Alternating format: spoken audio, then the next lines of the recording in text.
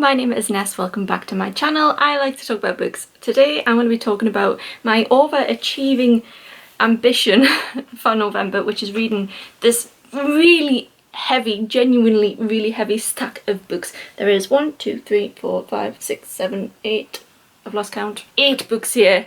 And this is a humongous stack to be reading in the month of November. I think I can do it. Some of these are gifts and I'm really grateful, so please check out in the description the links to anyone that has sent me any of these books, and I'm just going to go straight ahead and talk about them.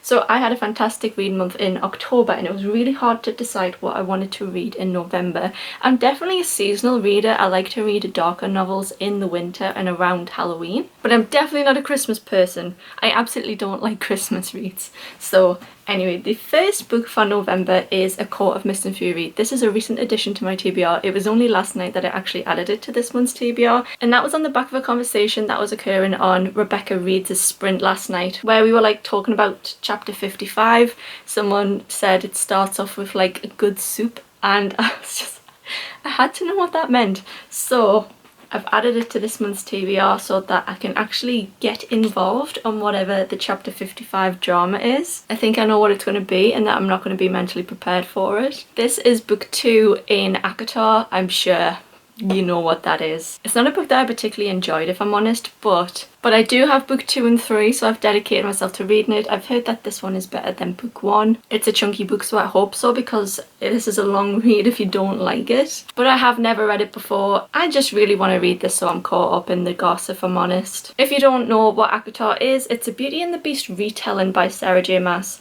which is very strange. Feyre lives in the human world and gets dragged into the chaotic world of the Fae and all of their individual courts because she kills a fairy Fae. I don't know what they're called in the book. And she ends up bargaining that she will be taken to the court and she will live there forever if they spare her family. It's a wild ride.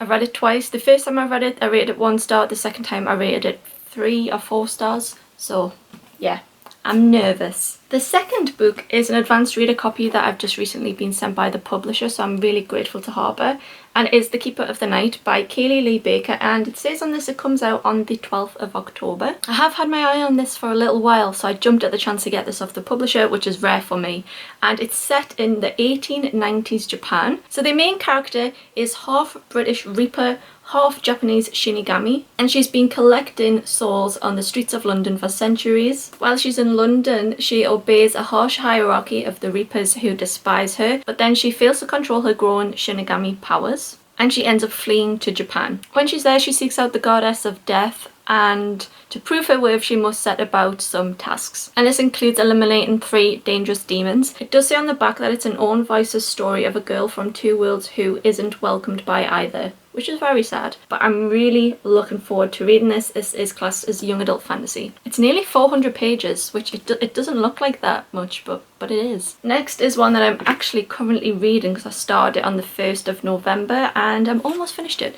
and that is Tuna Swan by KJ Sutton. This is one of the many gifts from Rebecca in this video, so I am currently enjoying it. I think this is a good book. I've obviously only got that much left. This is an adult fantasy book, very popular on TikTok. I would say that fans of ACOTAR and From Blood and Ash would like this. Like, that's kind of the recommendation area I would put this in. It has a really good premise, but I have been slowed down dramatically in the middle. I found the middle was quite difficult to push through, but essentially Tuna Swan is a creature. She's the last of her kind, but she obviously has like a human appearance like the Fae. Her brother has gone missing a year prior and she's really struggling because that was her only family member and the only other person of their kind. It doesn't say on the back what her kind is, although you do find out early on, but I think keeping that a secret makes this book a little more intriguing and mystifying, so I'm not going to tell you what she is, but she has some really awesome powers. She's a strong character and she's offered the opportunity of finding out what happened to her brother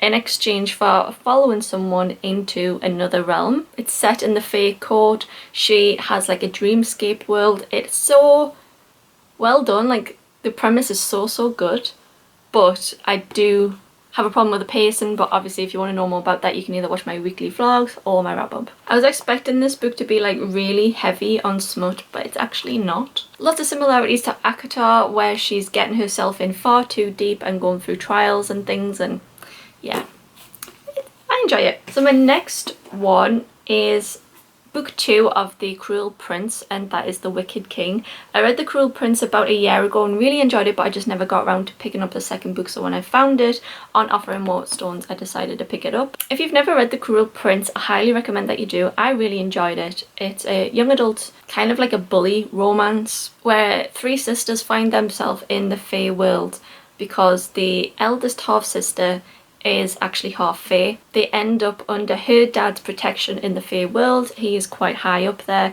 and yeah, they're not very well liked by the Fae because they're humans sort of like in their territory. And it all kicks off, there's so much drama. I really enjoyed it. Unfortunately, I do like Cardan, and I don't understand why. The next book is book 2 in a duology, and that is The Traitor Queen. This is also by way of Rebecca, so thank you very much. I've been trying to order this book on Amazon so many times, but the order always gets cancelled. So yeah, I've been trying to get this for so long, because if I had it months ago, I would have read it months ago. This is book 2 in the Bridge Kingdom series. I love the Bridge Kingdom. That was a 5-star read for me that I read during the summer. It's an adult fantasy which has like royalty tropes in as well, to enemies to lovers. The main character, Laura, is married off to an enemy king, and she intends to spy on him and his court and world while she's in there, and feed that back to her father so that she can help her father take over that kingdom. But it gets very complicated. I love Laura's sort of like spy element of the novel. I've mentioned the Bridge Kingdom in a lot of my videos, so you probably already know the plot of it if you've seen my other videos, but I will link some videos in the description where you can find more about the Bridge Kingdom from my channel if you want to hear more about the full synopsis. We never done star predictions. Oh my god, okay. Sorry, I forgot about this. I sort of think that that might be a 3-star. That one, 4 stars. 4 stars. But when I picked it up originally, I did think maybe 4.5. 4 stars. And 5 stars. Next is Down Come the Night by Alison Saft. This is her debut novel. This is also by way of Rebecca. I swear she buys me all of my books. I have this many not because I've bought them, but because she buys me them.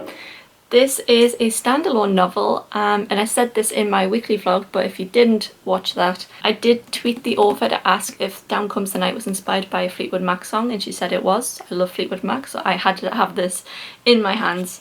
Down Comes the Night sounds eerie and gothic, which is what I'm looking for November. The main character is called Ren, and she has essentially used her magical ability really recklessly, and she's dismissed from the Queen's Guard. But she gets a letter from a lord asking her if she will attend his estate and cure his servants of a mysterious illness, and she sees this as an opportunity to redeem herself.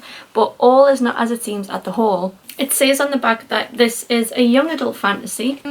Maybe 4.5 5-star prediction for this one. I think that this is right up my street, but I'm very excited to report back to you on this one. Next is a book that I've had on my radar for so long. I've nearly bought it so many times, but I've always wanted it in hardback, and I have it in hardback now. And this is Furyborn, and this was a gift of my friend Caitlin, who I absolutely adore and appreciate.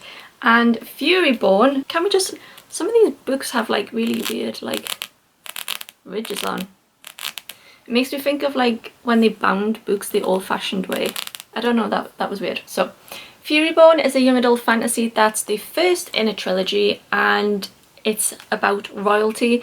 It gives me kind of like 3 Dark Crowns vibes, which is one of my favourite books that I've ever read. I love that series so much. So that's why this had been on my radar.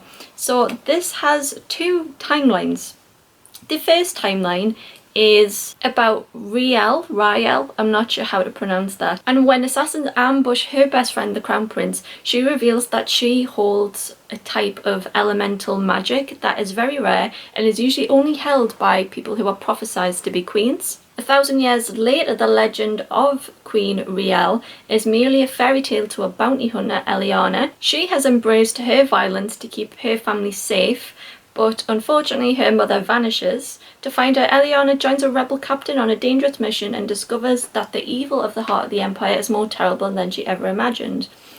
Riel and Eliana fight in a cosmic war that spans millennia, their stories intersect, and the shocking connections between them will ultimately determine the fate of their world and each other. I'm very excited. I do suspect that this might be another 4-star read for me. I think I'm going to compare it too much to Three Dark Crowns, but it's a very beautiful cover. This is one of the covers I want to display this way, so I need to make some room on my shelves. And last but not least is Kingdom of the Wicked. This is a very popular young adult fantasy. I've been meaning to read this for so long. I actually think it might have been on one of my TBR videos many moons ago. This book is about Amelia and her twin sister, although her twin sister does go missing. Unfortunately, her sister is found deceased, and Amelia is absolutely devastated and vows to find her sister's killer and seek revenge at any cost, even if that means calling upon dark magic that has been long forbidden. Amelia meets Wrath, who I've heard so much about, one of the wicked, princes of hell she's been warned against since she was a child. Wrath claims to be on Amelia's side, tasked by his masters with solving a series of murders on the island, of which her twin is the latest victim. But when it comes to the wicked, nothing is as it seems. I've heard that this is a quick read. Rebecca really liked it, so I think for me, have I had this book for so long and didn't realise that it had like an illustrated map? I don't know. I think this is going to be a 5-star read. It's dark, again, that's what I'm looking for this season. So yeah, that is my stack of books for November that I'm hoping to read.